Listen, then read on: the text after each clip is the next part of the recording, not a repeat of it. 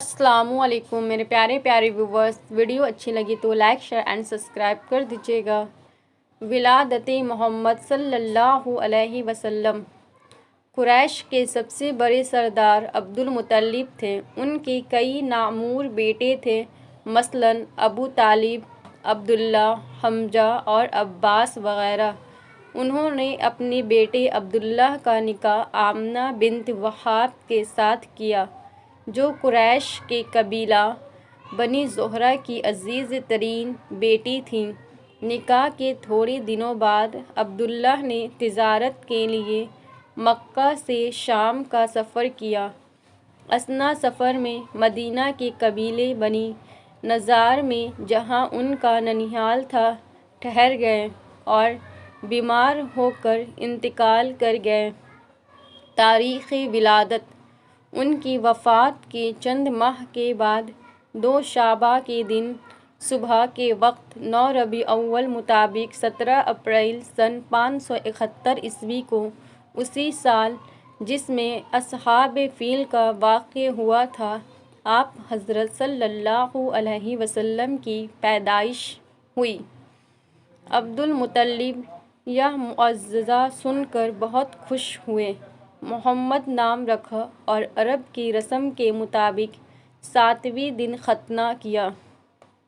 عربی قبائل کے نسب ناموں کو دیکھنے سے بزنمی تمیم کے ایک سردار کے جو فرزوق شاعر کی 5ویں پشت میں پڑتا ہے، اس نام کا اور کوئی شخص تمام عرب میں نہیں ملتا۔ رضاعت: سادات قریش کا یہ دستور تھا کہ اپنی اولاد کو بادیہ نشین قبائل کی عورتوں کو پرورش اور دودھ پلانے کے لیے سپرد کر دیتے، تاکہ وہ توانا اور تندرست رہے۔ چنانچہ آپ حضرت صلی اللہ علیہ وسلم کو ان کے دادا نے بنی سعد کی ایک خاتون کے حوالے کیا۔ ان کا نام حلیمہ بنت ابی ذؤیب تھا اور ان کے شوہر حارث بن عبد العزیز تھے، جن کی کنیت ابو قبشہ تھی۔ حلیمہ نے 4 سال تک پرورش کی اور پھر مکہ میں لا کر ان کی والدہ کے سپرد کر دیا۔ آمنہ کی وفات: جب سے آپ حضرت محمد صلی اللہ علیہ وسلم کے والد نے مدینہ وفات پائی تھی، آپ کی والدہ ہر سال مکہ سے ان کی قبر کی زیارت کو جایا کرتی تھیں۔ ان کے ہمراہ عبدالمطلب ہوتے تھے۔ آپ حضرت محمد صلی اللہ علیہ وسلم کی عمر کا 6واں سال تھا کہ آپ بھی اپنی ماں اور دادا کے ساتھ مدینہ گئے۔ واپسی میں راستہ ہی میں آپ کی والدہ بیمار ہو کر وفات پا گئیں اور مقام ابواء میں، جو مکہ اور مدینہ کے درمیان واقع ہے، مدفون ہوئیں۔ عبدالمطلب یتیم پوتے کو لے کر مکہ واپس آئے۔ وہ ان سے بہت محبت کرتے تھے اور ماں کو اپنی عزیز ترین اولاد سمجھتے تھے۔ کعبہ کے سائے میں عبدالمطلب کے لیے فرش بچھایا جاتا تھا۔ ان کے بیٹے ادب سے اس کے کنارے بیٹھتے تھے۔ آپ حضرت محمد صلی اللہ علیہ وسلم جب آتے تو سیدھے فرش پر چلے جاتے، تو ان کے چچا ان کو پکڑ کر کھینچتے کہ آپ برابر بٹھلائیے۔ عبدالمطلب کہتے ہیں کہ نہیں، اس کو چھوڑ دو، واللہ میرا یہ فرزند بڑا آدمی ہونے والا ہے۔ پھر ان کو اپنے پاس بٹھاتے اور شفقت سے پیٹھ پر ہاتھ پھیرتے۔ وفات عبدالمطلب: آپ حضرت محمد صلی اللہ علیہ وسلم کی عمر 8 سال کی تھی کہ عبدالمطلب نے بھی مکہ میں انتقال کیا۔ وفات کے قبل انہوں نے اپنے بیٹے ابو طالب کو جو آپ حضرت محمد صلی اللہ علیہ وسلم کے حقیقی چچا تھے، ان کی پرورش کی وصیت کر دی تھی۔ عبد المطلب کے 10 بیٹوں میں سے ابو طالب، عبداللہ اور زبیر حقیقی بھائی تھے۔ ان تینوں کی والدہ فاطمہ تھیں۔ سفر شام۔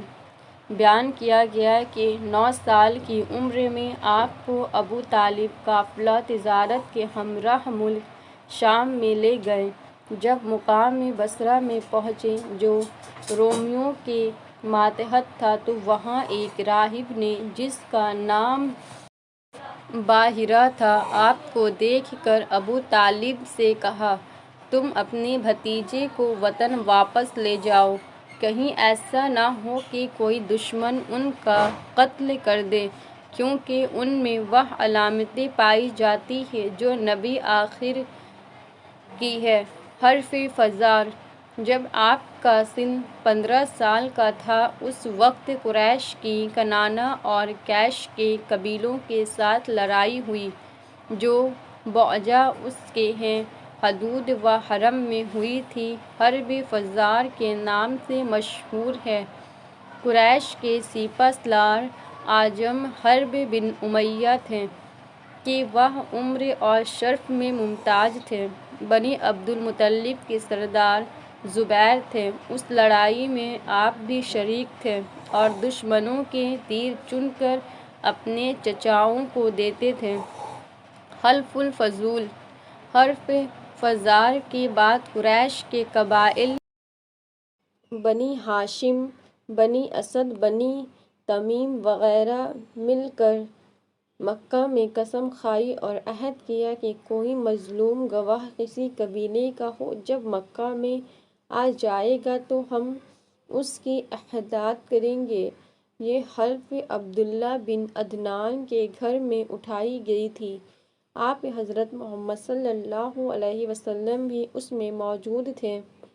زمانہ رسالت میں فرمایا کہ میں خوش ہوں کہ اس معاہدے میں شریک تھا، اور آج اسلام میں اگر اس قسم کا عہد کوئی کرنا چاہے تو میں اس کے لیے تیار ہوں۔ اس کا نام سلف الفضول اس وجہ سے رکھا گیا کہ نبی جوہم کے عہد میں بھی مکہ میں 3 سرداروں نے مل کر اس قسم کی حلف اٹھائی تھی اور ان تینوں کے نام فضل تھے۔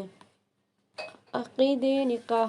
25 سال کی عمر میں آپ صلی اللہ علیہ وسلم کا نکاح حضرت خدیجہ کبریٰ رضی اللہ عنہا کے ساتھ ہوا، جو قریش کے قبیلے اسد کے سردار خویلد کی بیٹی اور عقل، خلق اور ثروت میں ممتاز تھی۔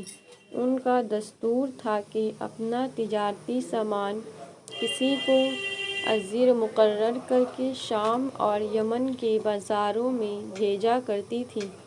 آپ حضرت چونکہ امین مشہور تھے، اس لیے درخواست کی کہ آپ میرے تجارتی مال کو لے کر جائیے۔ آپ نے منظور فرمایا اور ملک الشام میں ان کا مال لے کر گئے۔ حضرت خدیجہ کا غلام میسرہ بھی ہمراہ تھا۔ وہاں بہت نفع حاصل ہوا۔ اس سفر میں واپس آنے کے بعد حضرت خدیجہ رضی اللہ عنہا نے، جو بیوہ تھیں، خود آپ حضرت کے پاس اپنی لونڈی کو بھیجا کر نکاح کی درخواست کی۔ آپ نے رضامندی کا اظہار کیا اور ابو طالب سے ذکر فرمایا۔ انہوں نے حضرت خدیجہ کے چچا کو پیغام دیا، دونوں طرف سے لوگ جمع ہوئے اور نکاح ہو گیا۔ حضرت خدیجہ کی عمر اس وقت 40 سال کی تھی۔ تجدید کعبہ۔ آپ حضرت محمد صلی اللہ علیہ وسلم کی عمر 53 سال کی تھی۔ قریش نے کعبہ کی عمارت کو، جو سیلاب کی وجہ سے خراب ہو گئی تھی، نئے سرے سے تعمیر کرنے کا ارادہ کیا، لیکن پرانی دیواروں کو گرانے کی ہمت کسی کو نہیں ہوئی تھی۔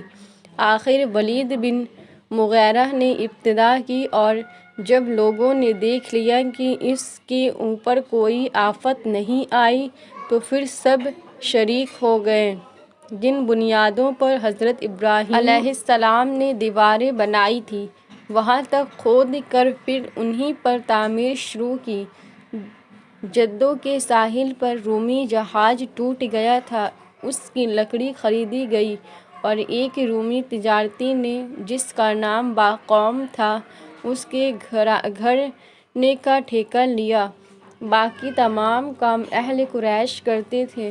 آخر میں وہ سرمایہ جو اس تعمیر کے لیے جمع کیا گیا تھا گھٹ گیا، جس کی وجہ سے مجبوراً عمارت کو بنیاد ابراہیم سے شمالی جانب تقریباً 6 گز چھوٹا کر دیا۔ حجر اسود کے لگانے کا جب وقت آیا تو قبائل میں نزاع واقع ہوئی، کیونکہ ہر ایک سردار اس شرف کا خواہ تھا کہ میں اس پتھر کو اس کی جگہ پر نصب کروں۔ آپ حضرت صلی اللہ علیہ وسلم کو لوگوں نے حکم مانا۔ آپ نے اس پتھر کو اٹھا کر ایک چادر میں رکھ دیا اور رسالہ قبیلے سے کہا کہ اس چادر کے کنارے کو پکڑ کر اٹھائیے۔ جس وقت وہ اپنی جگہ پہنچ گیا تو ہاتھوں سے تھام کر اسے نصب فرما دیا۔